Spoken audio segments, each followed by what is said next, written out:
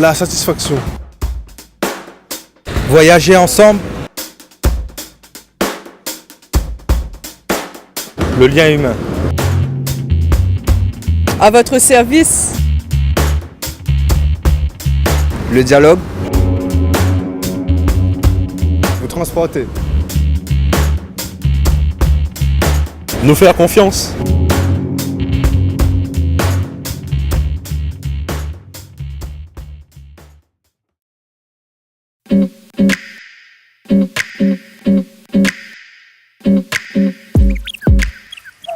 Je dois être au dépôt tous les jours à 4 h du matin. Elle me récupère la feuille du planning journalier.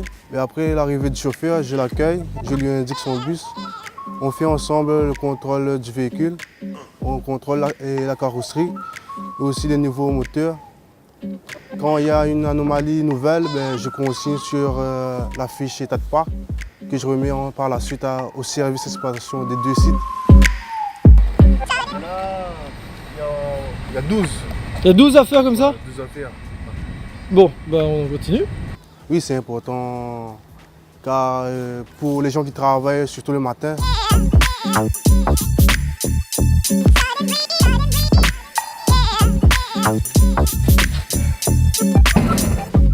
maintenant les bus vont sillonner toute l'île, ils vont récupérer le voyageur et c'est parti pour une bonne journée. Et toi, tu vas faire quoi? Et moi, je vais me reposer quelques minutes.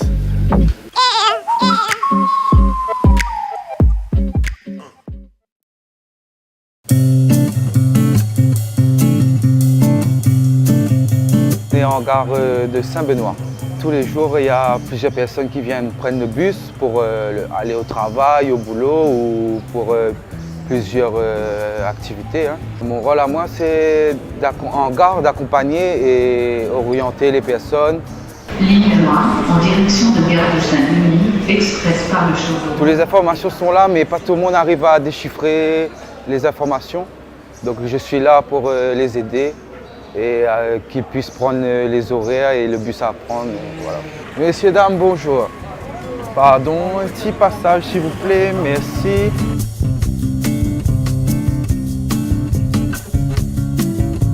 Régulièrement, il y a beaucoup de personnes qui viennent en gare comme ça le matin.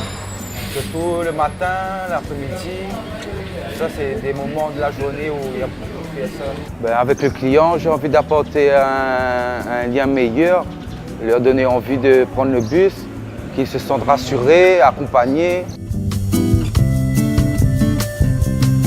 Monsieur, dame, bonjour à tous. Je vous rappelle que la ceinture est obligatoire dans le bus pour votre sécurité. En cas d'accident, vous êtes découvert ni assuré. En fait, je fais l'embarcation, je renseigne les voyageurs, je donne les informations. En embarqué, quand les personnes sont installées, je demande qu'ils mettent leur ceinture de sécurité parce qu'en cas d'accident, ils ne sont pas couverts en fait. Ils ne sont pas couverts par l'assurance Carajone. Et pour leur confort, les sièges mieux que les anciens bus. Pour leur confort, il y a la Wi-Fi, il y a les prises USB dans les bus qui peuvent avoir accès et les bus climatisés. Un lien qui se crée avec certaines personnes, que ce soit des personnes âgées, moins jeunes, enfants, ou voilà. Les personnes qui prennent souvent les bus pour aller au travail, formation ou loisirs. Ils me connaissent, pour certains ils connaissent ma façon de travailler. Bonne journée, monsieur, dame, bon voyage à vous, bon week-end. Merci. Au revoir. Avec le sourire.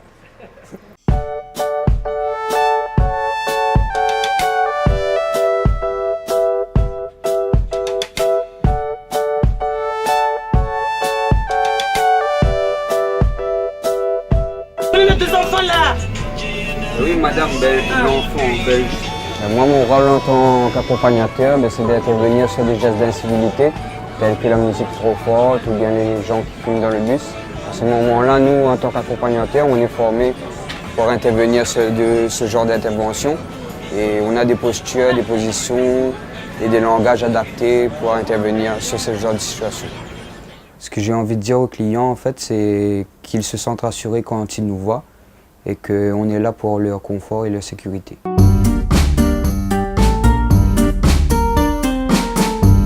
En tant que conducteur, l'accueil des clients, déjà c'est primordial. Et accueillir les clients avec le sourire, c'est encore mieux. Et on peut être amené aussi à informer les clients sur la destination. Quand on est à notre poste de conduite, on doit avoir l'œil sur ce qui se passe dans le bus et ce qui se passe à l'extérieur du bus pendant que les gens attendent leur tour pour le ticket.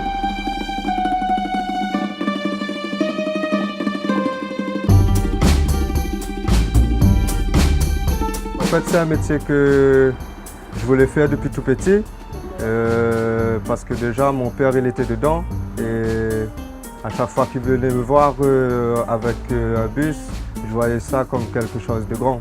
J'ai envie de dire qu'en tant que conducteur, je suis un usager du bus aussi et vivre ensemble, voyager ensemble, ça se passera dans les meilleures conditions.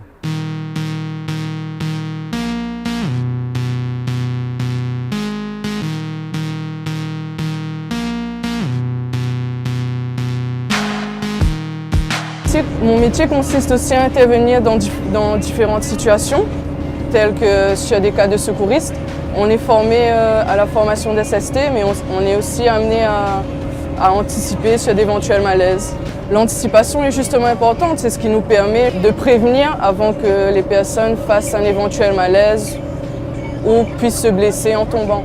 C'est ce qui pourrait être rassurant sur le réseau, de savoir que le client il peut voyager, quoi qu'il arrive. Nous, on est amené à intervenir avec la formation nécessaire justement. Et on sait passer le relais comme il faut, c'est-à-dire appeler les pompiers ou le SAMU, les autorités compétentes, selon la situation. Ce qui me plaît, c'est le contact avec le client, de les voir satisfaits, de voir que notre présence les rassure beaucoup. On se sent quand même très important. On voit la différence quand on est dans les transports avec les clients et quand il n'y a pas d'accompagnateur. C'est ce qui fait que quand on rentre chez nous, on a la satisfaction d'avoir passé une bonne journée, d'avoir été important et d'avoir marqué les esprits.